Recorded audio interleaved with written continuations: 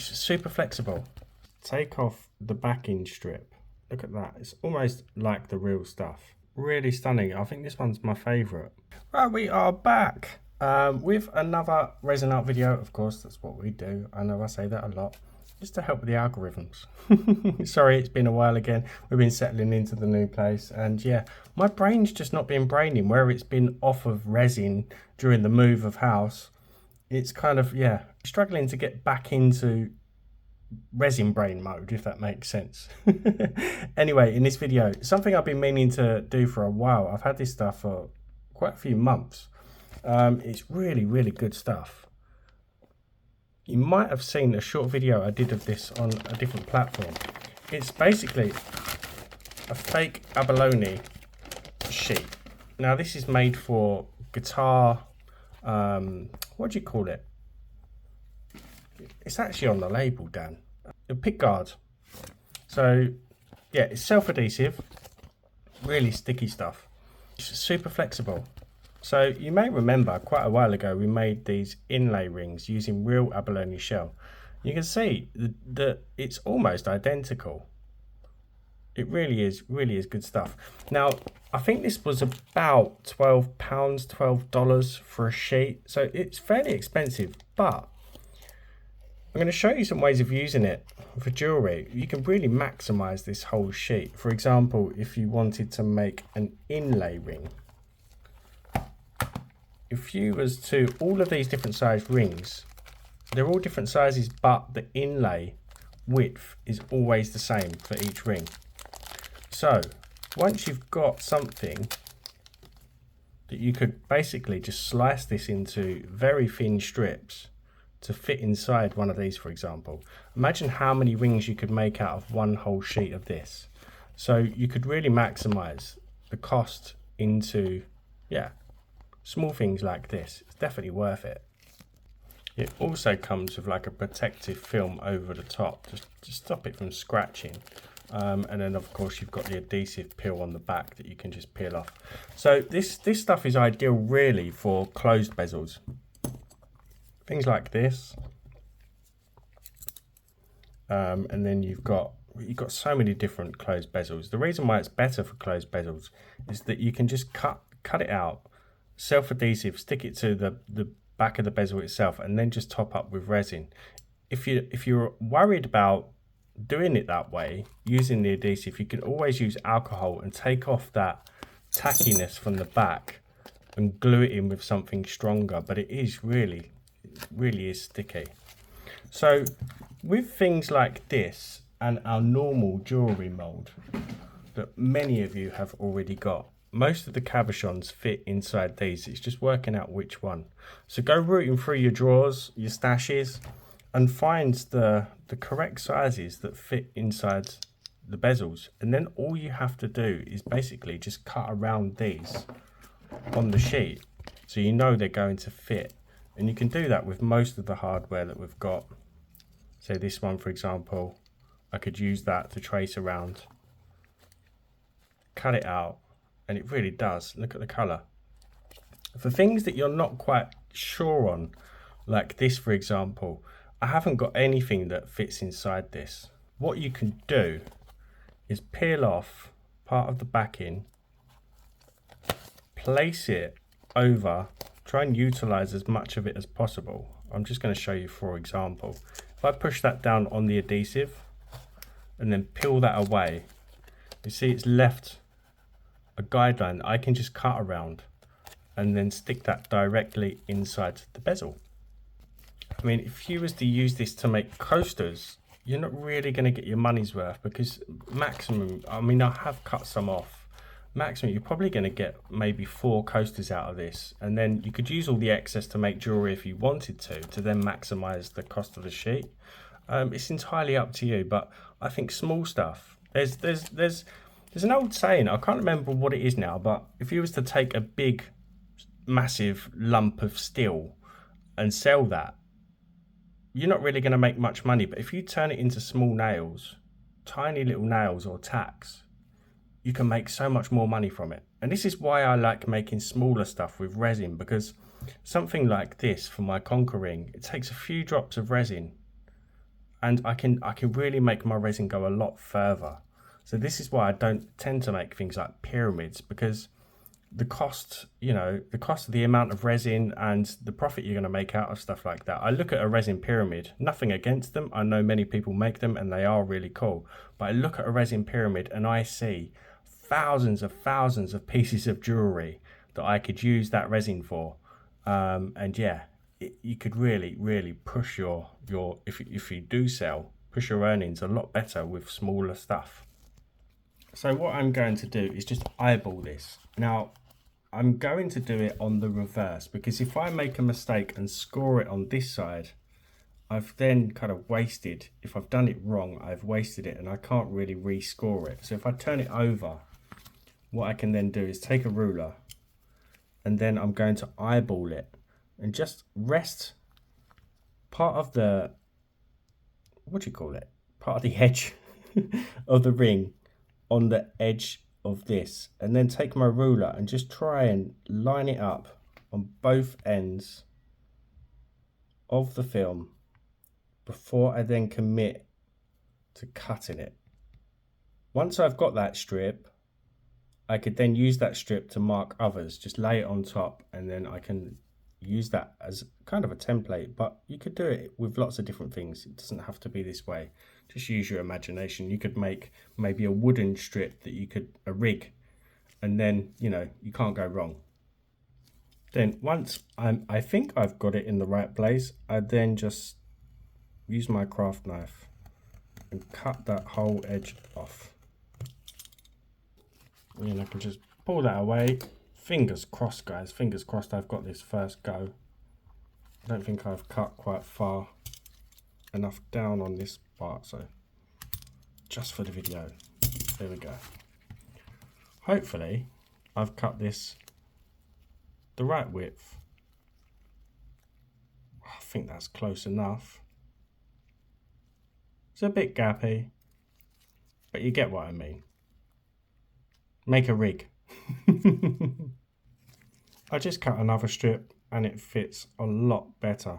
But if you do get it wrong, you know, don't panic, because you can cut this into different shapes and then you could use that to, say for instance, make another style ring like that.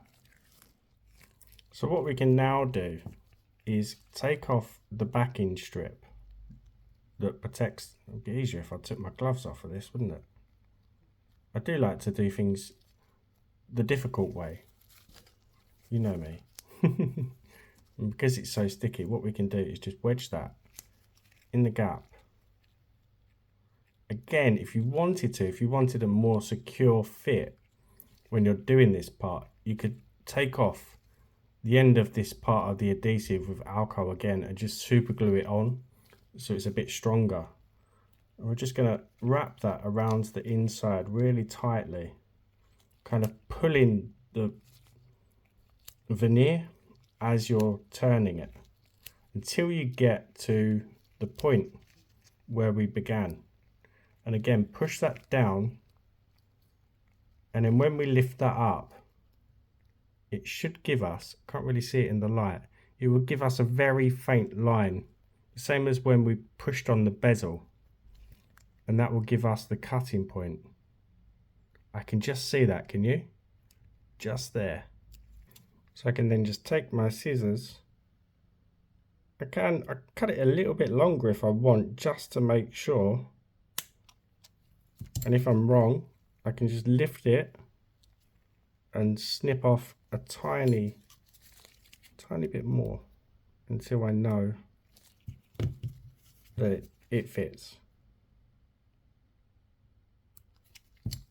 But if you don't get it right, you're going to end up with a big gap. And this is the only thing with this, is that there will be a joint. But we need to take off this protective film. I'm just using a small pin just to get that started. Then I can just peel that all off. I mean, you could put something else over that joint if you wanted to hide it. It's entirely up to you. I think I just over snipped, because if I stretch that and push it, that joint does close. So I cut a little bit too much off. So what I just did was just applied some heat to the rest of the veneer stuff and then just stretched it together, and that joint is a lot less visible now. By the time we've got the resin on there, you won't really see it, but look at that, it's almost like the real stuff. I think we'll do the resin stuff at the end. So moving on to this one, as close to the corner as I can get it, I'm going to just stick it to the cabochon like so. Then I can just cut around that best I can, or just cut square, just keep any offcuts, then just snip around the edges. As always, massive shout out to my channel members, anyone who's booked me a coffee or a super thanks, and to all our subs, thank you very, very much. If you haven't subbed, hit that button, it is free. So now I can just peel that away from the cabochon. Really is sticky stuff, but again, if you want to, super glue it in. So now we know that fits inside this. Now, it's not super thin stuff. Just be careful with the depth of the bezel, because when you put the resin on, you need the resin to bond with the inside rim of the bezel. Otherwise, you're at risk of, if you're doing it with a self-adhesive instead of cleaning it off and gluing it in, you're at risk of it could fall out over time. If there's not enough of a rim for the epoxy or resin to bond to. But it really is super quick to use this stuff. If you've got any ripples, or just apply a little bit of heat and just rub that down and it will become flat. So what you could then do with this, you've got a couple of options. You could just top that up with epoxy. You can use UV resin, but be very careful, because this stuff is tricky to get the resin to cure with UV light on this, because it's solid and it's reflective. It can cause issues. If you've got a powerful lamp like I have, you should be okay, but just be careful, you don't want uncured resin in that. The safest option would be to use epoxy, or you could make another clear cabochon, or some of these come with the glass, so what you could do is epoxy the glass onto it. But yeah, or you could just make another clear epoxy so it magnifies a bit better, if that makes sense. So you could just bond an epoxy cap to the top of that and just make sure it touches the rim on the inside for added security. Okay, so I've already topped up some of the other bezels with UV resin. Again, only do this if you have the powerful lamp. If not, use epoxy. So I'm just gonna use the ring actually, just to balance that on, because otherwise it's not going to be flat, but you can do it on some tack. So I'm just going to top that up and then blast it with my lamp. And it's just typical. I notice after pouring in the resin that I have a slight gap down this side here. Whoops. And for the ring, as you've seen me do this before, I'm just using my cup turner with, it's got some tape around the end that can slide on and off with the different sizes. For the smaller ones, I normally just bodge it and find something that fits in the end that I can put the smaller rings onto, but I think there are adapters that you can buy that fit on them for different size rings. So just slide that on there and switch it on. There it goes. So just slowly going to apply the UV resin into the channel as it's turning. You don't want to use a low viscosity UV resin for this, because it can just drip off. But again, I would suggest using an epoxy, a medium to higher viscosity, and then just leave it to cure as it's turning. And then just add a drop every now and again, and just wait for it to kind of level out so it's flat against each of the sides of the inlay channel. You can see it's almost there now.